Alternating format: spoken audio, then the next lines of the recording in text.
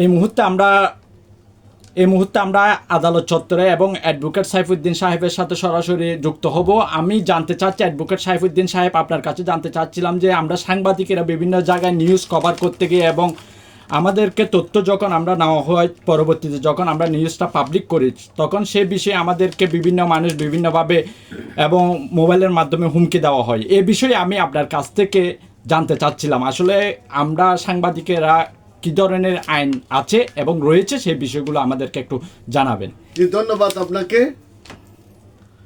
আপনি যেটি বলছেন অত্যন্ত দুঃখজনক যে আপনি সাংবাদিক হিসেবে জি, আপনি সঠিক কাজই করছেন। আপনি সংবাদ প্রকাশ করা, সংবাদ সংগ্রহ করা, জি, এগুলো আপনার কাজ। একজন সাংবাদিক হলেন যে জাতির দর্পণ। যে সাংবাদিক বিভিন্ন জায়গায় যেখানে যেখানে অপরাধ হবে, অন্যায় হবে, অবিচার হবে, সেগুলো একজন সাংবাদিকের মাধ্যমে জাতি জানতে পারে। সাংবাদিক তার লেখনের মাধ্যমে, বর্তমানে মিডিয়ায় প্রকাশের মাধ্যমে জাতিকে সংবাদকর্মীরা জানিয়ে থাকে। হ্যাঁ, আমরা সংবাদকর্মীদের মাধ্যমে জানতে পারি। সেজন্যেই যে সংবাদকর্মীদের স্বাধীনতার জন্য বলা হয়েছে যে রাষ্ট্রের এটি একটা অন্যতম স্তম্ভ হিসেবে বর্তমানে প্রতিষ্ঠিত।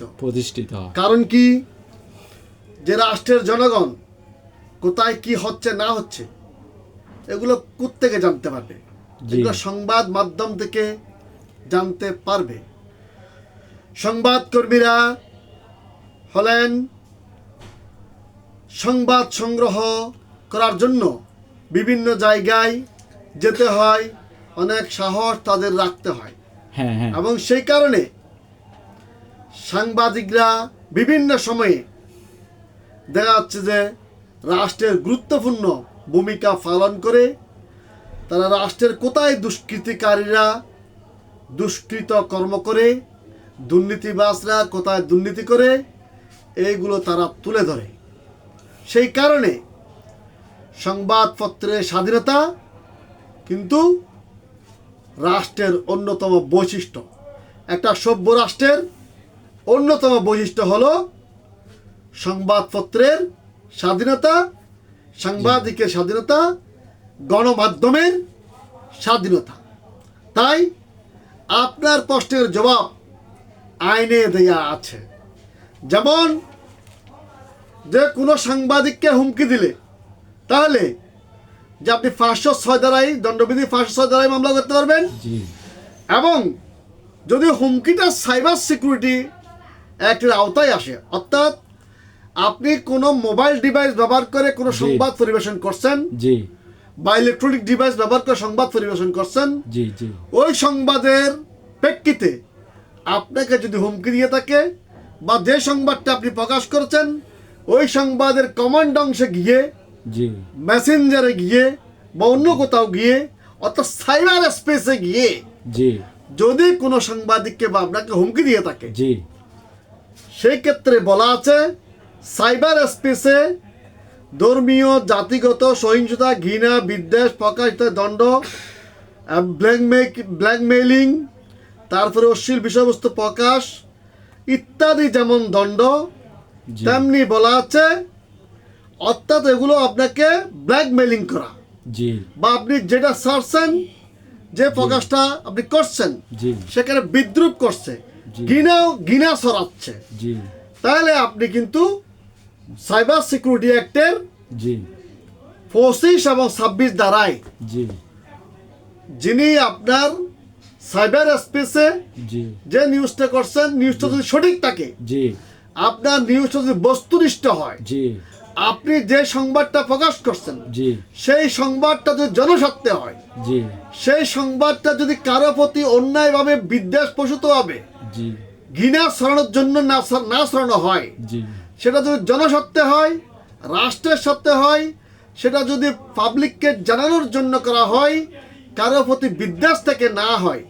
তাহলে আপনি আপনার দায়িত্ব পালন করছেন মাত্র। আপনি জি। সাংবাদিক হিসাবে যেটা করার দরকার আপনি সেটাই সেটা করছেন। করেছি।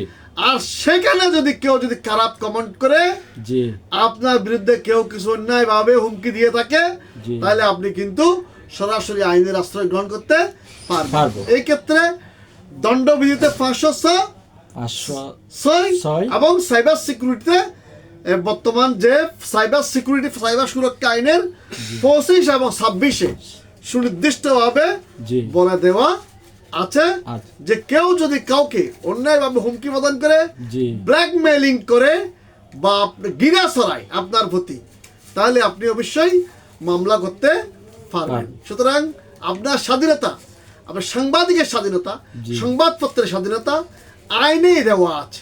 সুতরাং আপনাদের এই বিষয়ে ভয় পাওয়ার কিছু নাই। জি আমরা তো জীবনের লিস্ট নিয়ে তথ্যগুলো আসলে সংগ্রহ করে থাকি, বিভিন্ন সন্ত্রাস এবং বিভিন্ন কূটনীতিকের বিরুদ্ধে কথা বলে থাকি।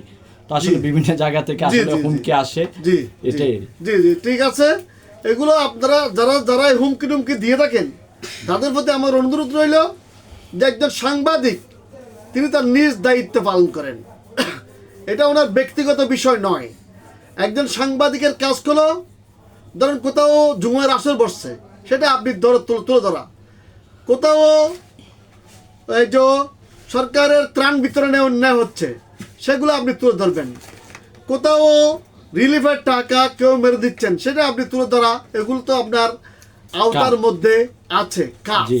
সুতরাং এগুলো তুলে ধরলে যদি আপনাকে হুমকি দেয়, তাহলে আপনি কিন্তু আইনের আশ্রয় হুমকিদাতার বিরুদ্ধে বা যিনি আপনার বিরুদ্ধে অন্যায়ভাবে কমেন্ট করবেন তার বিরুদ্ধে আপনি আইনগত ব্যবস্থা নিতে পারবেন। ধন্যবাদ আপনাকে। আপনি সঠিক সময়ে সুন্দর প্রশ্ন করছেন। এই ধরনের কথা জি। আরো অনেক সাংবাদিক জি আমাদেরকে বলে, কিন্তু হয়তো সরাসরি সাক্ষাৎকার আপনার মতো নিতে পারে না, আমরাও সময় দিতে পারি না বা এইভাবে সুযোগ হয় না। জি। যাই হোক, সকলের প্রতি অনুরোধ রইল জি কোনো সাংবাদিককে জি আপনারা কোনো হুমকি দিবেন না, কারণ সাংবাদিক তার নিজ দায়িত্বে জি রাষ্ট্রের স্বার্থে জনগণের স্বার্থে বিষয়গুলো তুলে ধরতেছেন। এইখানে যদি আপনি ক্ষতিগ্রস্ত হয়ে থাকেন, জি। সাংবাদিক যদি অন্যায়ভাবে তুলে থাকে, সেটা ভিন্ন কথা। কিন্তু সাংবাদিক যদি কোনো গণমাধ্যম যদি এটা রাষ্ট্রকে জানানোর জন্য, প্রশাসনকে জানানোর জন্য, জি। জনগণকে সচেতন করার জন্য যদি বলা থাকে, সেটা জি হচ্ছে যে সাংবাদিক তার নিজের পেশা নিজ দায়িত্ব পালন করতেছেন। এই জন্য সাংবাদিক সাহেবকে ধন্যবাদ দেওয়া দরকার। সেখানে ধন্যবাদ না দিয়ে আপনি যদি কোনো সাংবাদিককে তিরস্কার করেন, সাংবাদিকের বিরুদ্ধে ঘৃণা ছড়ান, তাহলে আপনি কিন্তু সাইবার সিকিউরিটি অ্যাক্টের 25 এবং 26 অনুসারে জি। অপরাধী হয়ে যাবেন। সুতরাং সবাই সতর্ক থাকবেন। ধন্যবাদ আপনাকে। ধন্যবাদ। সুপ্রিয় দর্শক মণ্ডলী, আমাদের সাথে সরাসরি যুক্ত হয়েছিলেন অ্যাডভোকেট সাইফুদ্দিন সিদ্দিকী সাহেব, এবং আপনাদেরকে শুভেচ্ছা এবং অভিনন্দন জানাচ্ছে আমাদের তৃতীয় প্রোগ্রাম দেখার জন্য। ধন্যবাদ।